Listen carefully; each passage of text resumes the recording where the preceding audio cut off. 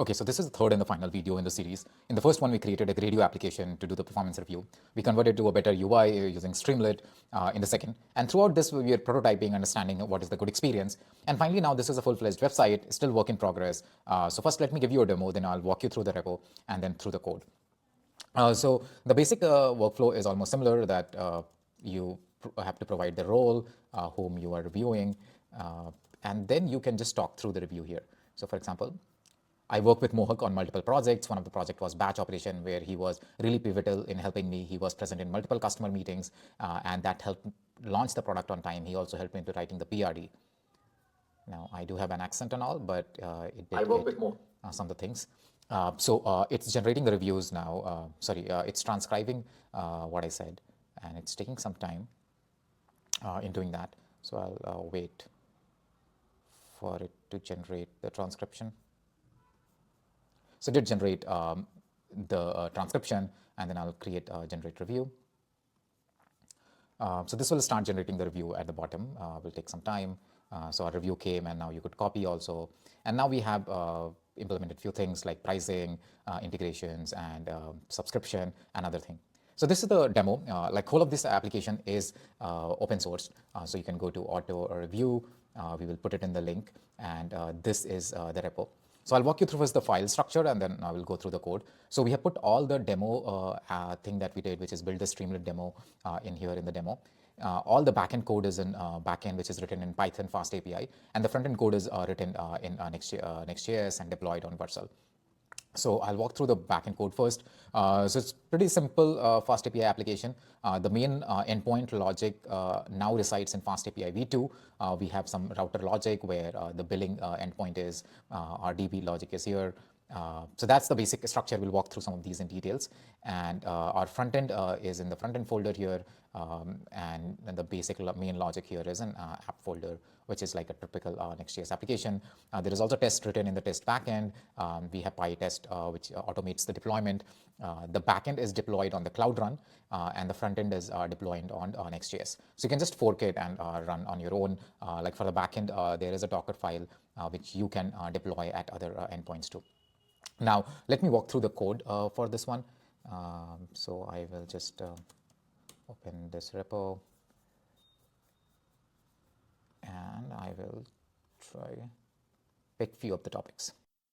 Okay, so let me start with the backend folder here. We go to backend here, and the main folder here. So the first application I wrote was V1, the endpoint, which was very similar to the Streamlit application. You had to provide the keys. Then I wrote the V2, where we implemented this logic that user has to log in. And for the login user, we provide they have to pay, and then they don't have to use the LLM. They don't have to provide the keys as such. So all the logic of LLM is in LLM.py file, which was similar to the earlier Streamlit Py. So this is a basic wrapper which puts a wrapper around OpenAI, Anthropic, and other that you could just directly use. So the end outcome is that I could just do LLM.text, LLM.streamText, and accordingly I could get the output. So this is the first class, not the core part of application, but something that you could just use. Then I have written this orchestrator.py file. So this is orchestrator.py. This is the business logic. So I've written the logic that if user is paid, then I will use a different kind of LLM, which is Anthropic here. If the user is free, then I'll use Gemini because it's cheaper. So you could go through the orchestrator.py, which puts that logic. Our main logic of review generation and self-review almost remain same. So which is in the review, the user has to specify the role, their role, and who they are reviewing for, and accordingly it generates the output application. It has become much, the parsing and all, maybe you will see a bit polished, but what we are using is XML-based prompt, XML-like prompt, then we are using regex to carve that out. So let's walk through one, that is review.py. So this is the default question that I've given. And if you look at the prompt construction, the prompt takes my role and the role that I'm reviewing, and then what are the perf question, where the default is the top two question that that you saw here on the top. And on the basis of that, we instruct that you are expert at writing performance reviews and write the performance review on my behalf for this candidate role, and give me output in this form, which is you give the output in the form of question, then answer, then question, then answer. And this way I can parse very easily. So I wrote a regex that just look at these sort of HTML like text field and then parse the question and answer, and which I'm giving out as an to the front end. So that's my review.py, self-review.py is somewhat similar.